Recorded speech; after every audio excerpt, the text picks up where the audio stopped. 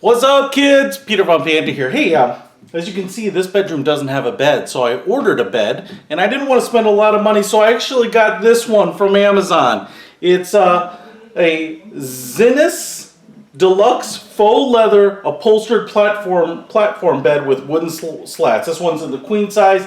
It's a couple $100, and what I thought I'd do is show you what comes. It's this big box. It's pretty heavy. And I thought what we could do is take the next few minutes and put this sucker together and see how decent of a deal it really is. First thing I can tell you is this box is pretty big and pretty heavy. It did get shipped via UPS and came pretty quick, but I did need a second person to help me bring it into the house. So keep that in mind. This isn't a one-person job. Let's cut open the tape here. Oh, jeez. And voila! What I'll tell you is that, the headboard material, looks pretty decent. It is definitely faux, but it's padded and it's espresso in color, apparently, but it looks black. So let's keep going. Where all the parts are, and as you can see, this fabric backing actually has a zipper opening, kind of like a tent opening. So if we open this sucker all the way up, I think we're going to find the rest of our parts. And there they are. So you have the wood slats that make up basically the box frame. We have the metal bars that will frame the sucker out. We have the additional padded faux leather pieces that will kind of border the frame itself. This box has the legs. I don't see any letters on this, but this one looks like the right piece. It kind of extends out like this, and then these legs fold down. At this point, you're going to take some of from your parts kits, the screw L, and they're just going to go in the holes on these outside legs. So I'm not so worried about the disassembly. I'm going to fold these two ends down. And now you're going to merge this piece with this piece, and they're going to actually cross like a T. So now we have our original cross member.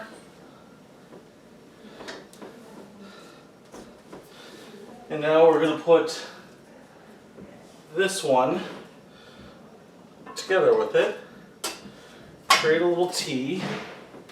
You're going to use your final L screw, and this will constitute the majority of the structure of the bed, it looks like. Grab a couple of these legs. There's holes on either end. Let's go over here to the other side of the headboard and screw in this other leg. Setting that one in. And this one. So what I can tell you is that these legs are going to give you a pretty ample room under the bed to slide things underneath if you want. And now we're going to attach the headboard and the footboard with screws. The bolts are already installed. Just have to probably back them out here a couple turns so that now you can slide the frame into the bolts, or behind the bolts really. Get them torqued down. Just kind of want to make sure it's hand tight. The back piece here, and again you've got these two bolts that are in there. I'm going to back them out a little bit.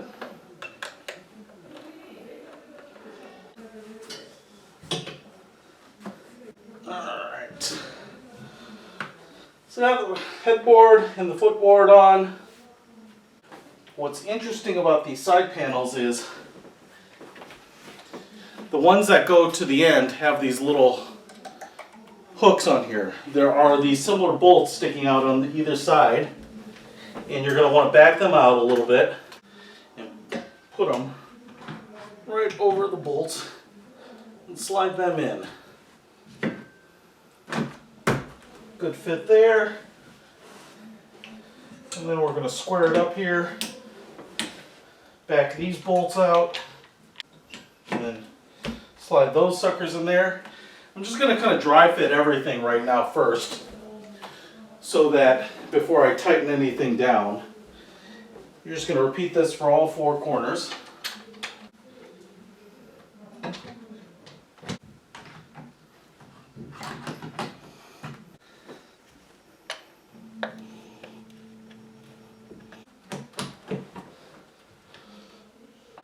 Okay, got all of these in, and now I'm just going to go ahead and go around and tighten all the bolts back down.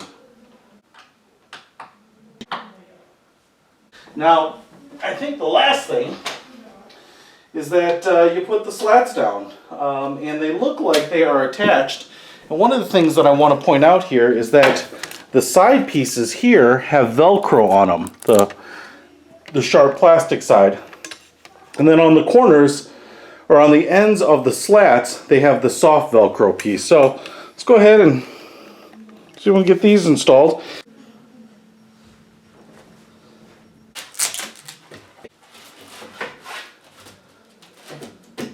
Looks like the Velcro generally holds them in place and also spaces them for you.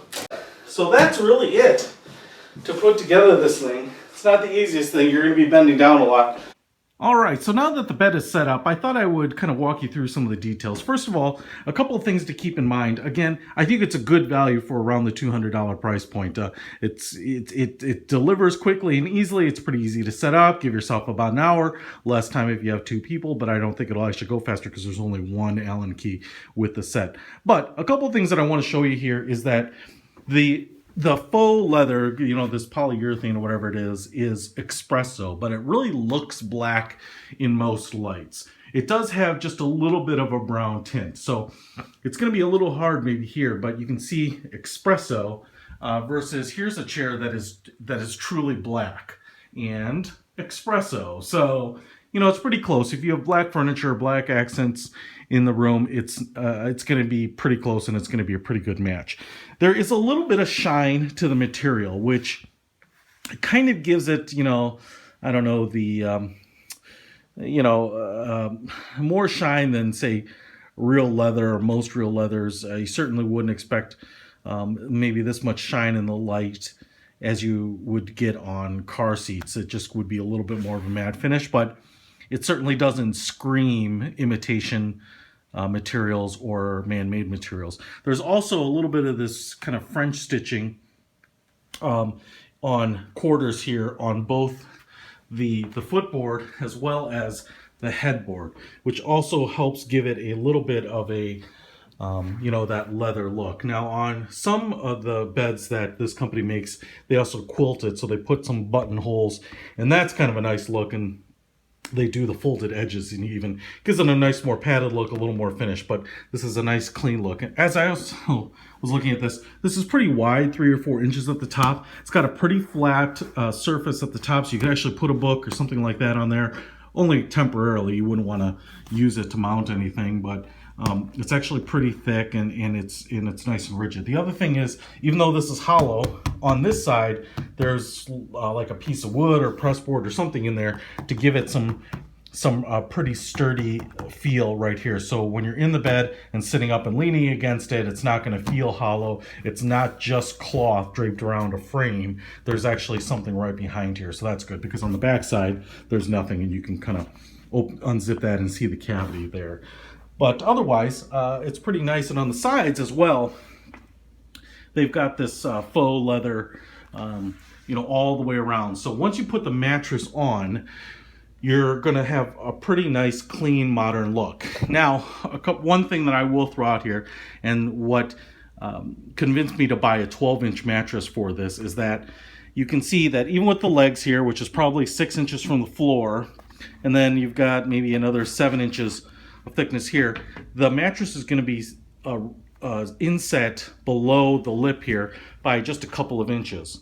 And what that's going to do, and what the advantage here is that you don't, because these slats here work like a box spring, you don't need a separate box spring for this. But the mattress is going to sit lower, I think, than most traditional beds, because most traditional beds will have a frame that sits about this height, maybe a little lower, but then you're going to have 8 to 10 inches of a box spring and then the mattress on top of it. So what I did was I ordered a 12-inch thick mattress. I think you can get them in 10 and 8 inches thick, or it's pretty common, but I wanted to get it to a height that was at least typical of most beds, and so I got the thickest mattress I could for this. I haven't obviously put it on, but that's just something to think about. If you have like an 8-inch mattress or a thin mattress, the bed may sit really low.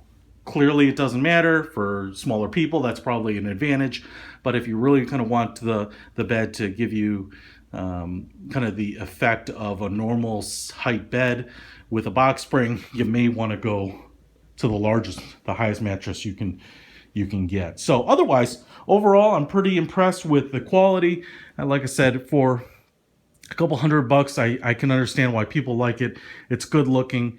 It's easy to assemble, and I think really kind of adds a fairly nice modern touch to a bedroom, whether it's the bed you're going to use primarily or a guest bed, which is what this one is going to serve as. So Peter Von Panda for the faux leather assemble yourself bed that I picked up on Amazon.